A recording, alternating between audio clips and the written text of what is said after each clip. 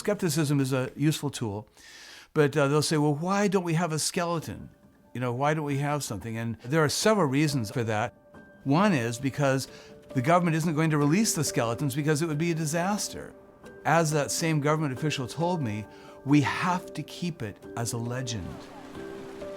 If we ever tried to pull the trigger on the Endangered Species Act, we can't, because you have to be able to count the population, and they are too intelligent and elusive to do so. And then we would end up with a bunch of primates out in the woods with guns hunting larger primates, and it would not go well. And so the government is well served by keeping it as a legend.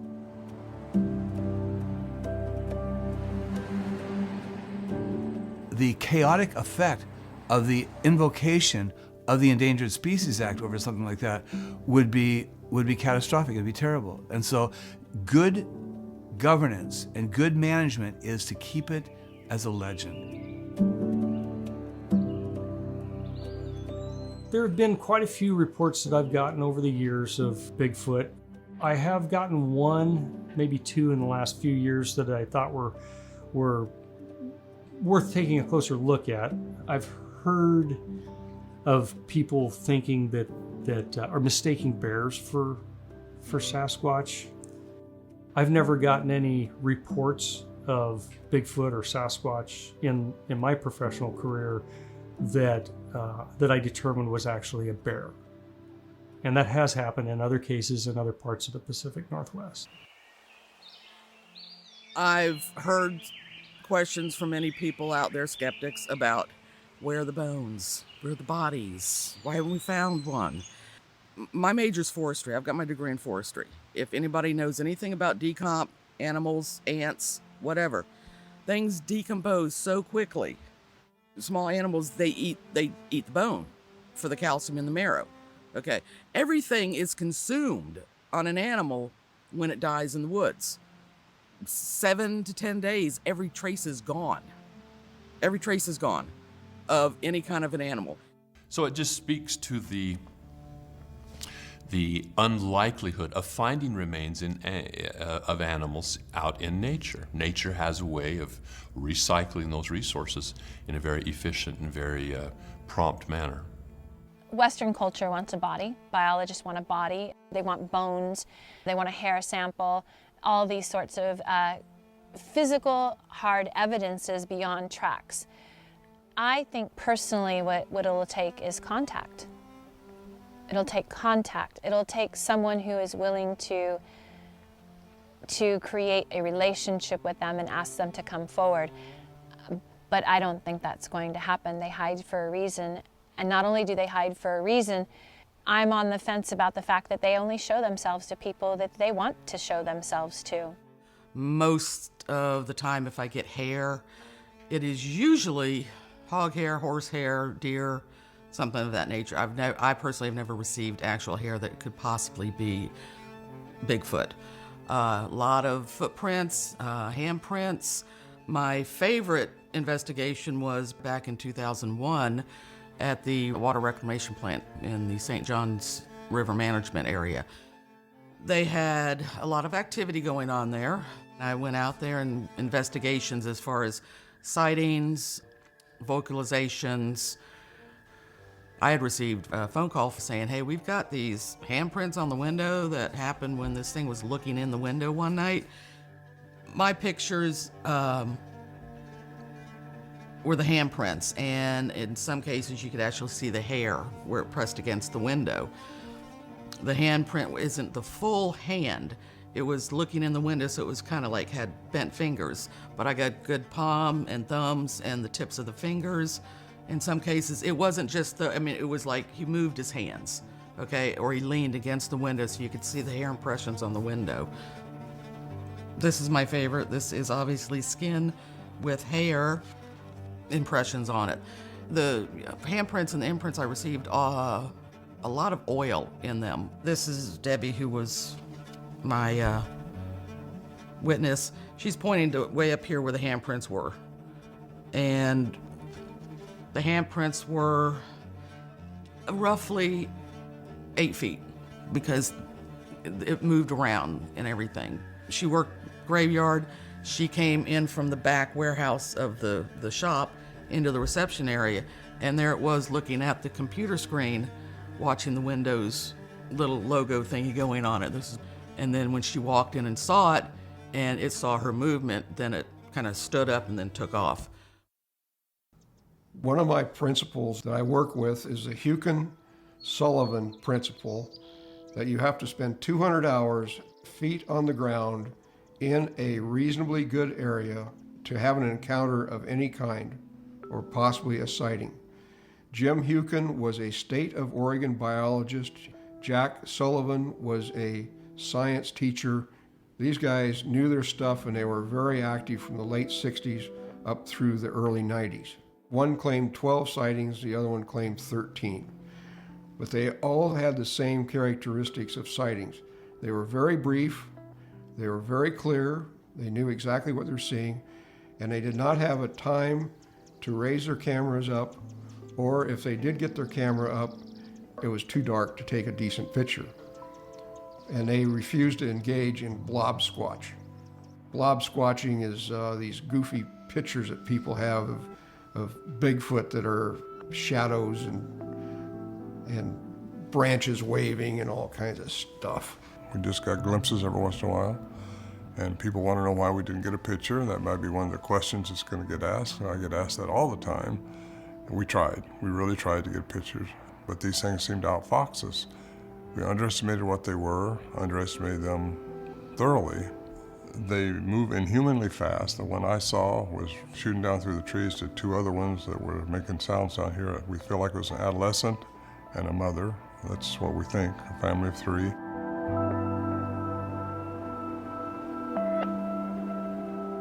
This event that I'm going to talk about now has to do with a nest that I found while I was at work with two other people. And this looked just like a bird's nest. It was on a hillside that was about 60 to 70%. And what built this nest had opposable thumbs. But when animals make beds, they slide everything out to the bare soil. So you've got this mound of debris around it, but you have a clear down to mineral soil.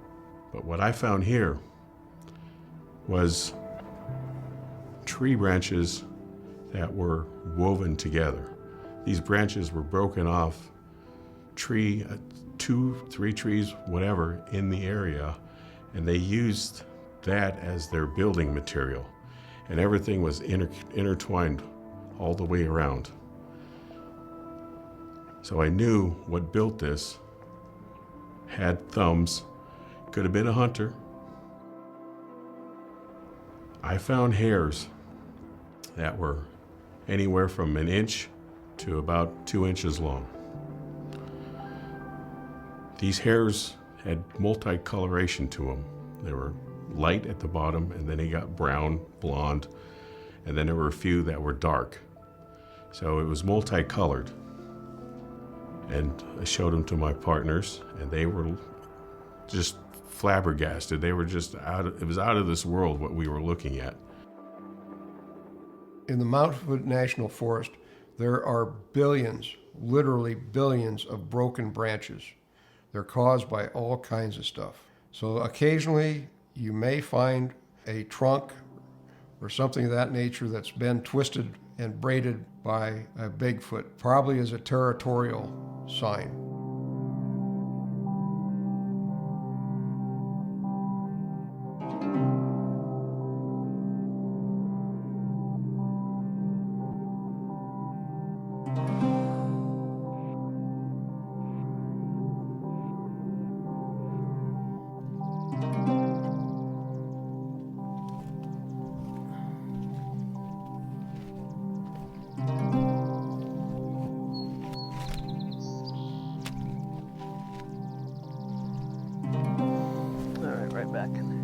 Oh, yeah. Whoa. Yeah, That is, whoa.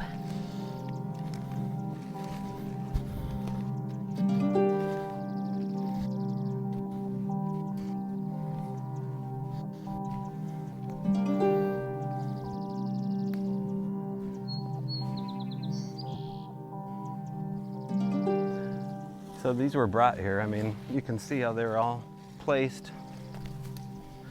Bring that up. This is incredible.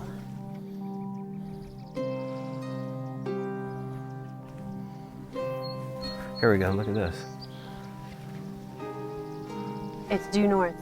Yeah. When people say they see tree structures, they see symbols that mean something that is made with hands and order. I mean, it takes a lot more for me. It takes this to say, you know, there's nothing here that would cause 1, 2, 3, 4, 5, 6 logs all going the same direction, and then this fencing pattern. Uh-huh. You know, what if it was not due north? What if it was slightly away from due north to northwest to northeast, but it's exactly due north on the 0? Comes to a point, like it is pointing to something. You know, these have been brought here. Right, no, it's very obvious Yeah. they've been brought. Like, this isn't pushed over. I don't think this is pushed over. No, It's not, see? There's Yeah. no root system here. This is not pushed over, it's been placed. so who knows what exists around this area? I mean, it And takes time. Mm-hmm. this one is actually intricately interwoven with this one. You have to take steps to get to this. You know, you just kind of feel like something You can't help but thinks feel this like is something important, did this, yeah. or they did think it was important to build this. I don't think hunters built the blind here. I don't think hunters would go through this.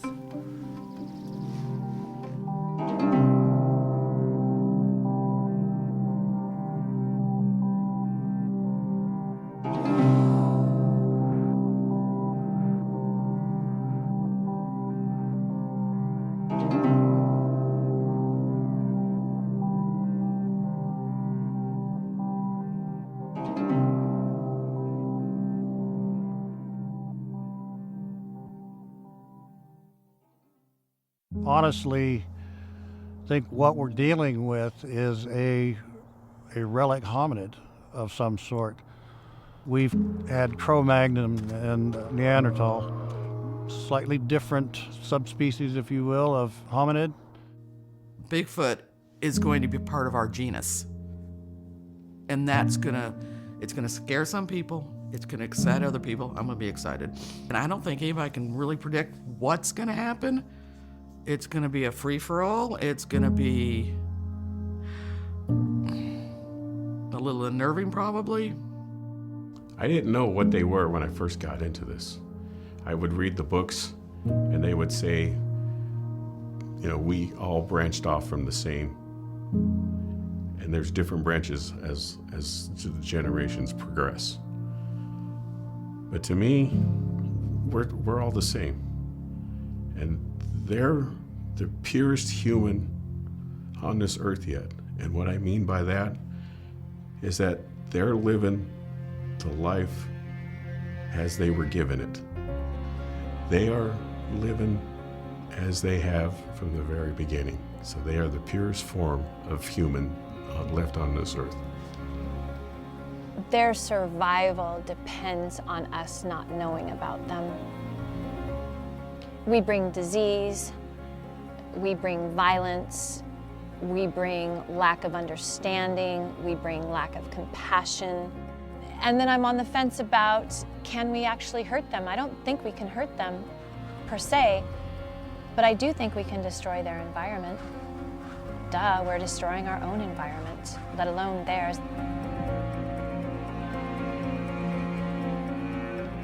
Frankly, I feel their discovery is inevitable. There's no question, as a living being, they're also a dying being.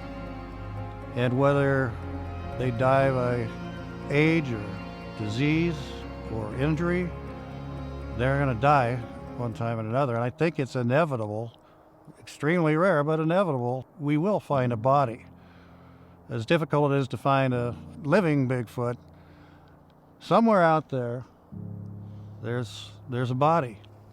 I know a lot of people think it comes down to the spotted owl situation we had back in the 90s. So if there's this undiscovered, primate living in the woods now, and okay, now they say, yeah, it's here. Well, how much land do we have to set aside for him? Does that affect logging? Is that going to affect, recreational areas? Is that going to affect hunting grounds? What's the grand scheme that it's going to affect? It very well could be a cover-up. It very well could be. I think they know that more than we do. I don't think they want to put money into it. As far as they're concerned, it's something out there, and it's not going to, as long as they don't show it attention, it's not going to affect the economic portion of government and states and cities, because that's their main concern. Not as much science. It's how it's going to affect the economy of their particular area. So then let's say that Bigfoot was discovered in the state, and what was determined is that there's an existing population of them here, and that the animal is an indigenous animal in Oregon. In that case, jurisdiction for management of the animal would fall with Oregon Department of Fish and Wildlife. The animal would be listed under the protected animals list through the Oregon administrative rules. It's possible that some other agency or some other entity or maybe an individual could petition with the U.S. Fish and Wildlife Service for that animal to be included in the federal endangered species list, in which case a significant amount of protections would be afforded the animal. If there's an undocumented humanoid living in North America, and obviously with the thousands of encounters that's occurred since prehistory, that's well established that there is. I mean, it means that they would dedicate and exhaust all available resources to find out as much information as possible about that undocumented humanoid. It's by definition a threat to national security. They would use all resources and exhaust all of them to find out everything they possibly could about it. I have no doubt whatsoever that they've done that. I can tell you that no Bigfoot researcher that I know of has been contacted by a government agent that wanted to know the information that they had or what they knew, which tells me that the information that they already have is much greater than anything that we know. I do know that the U.S. government has knowledge of the Sasquatch. I ended up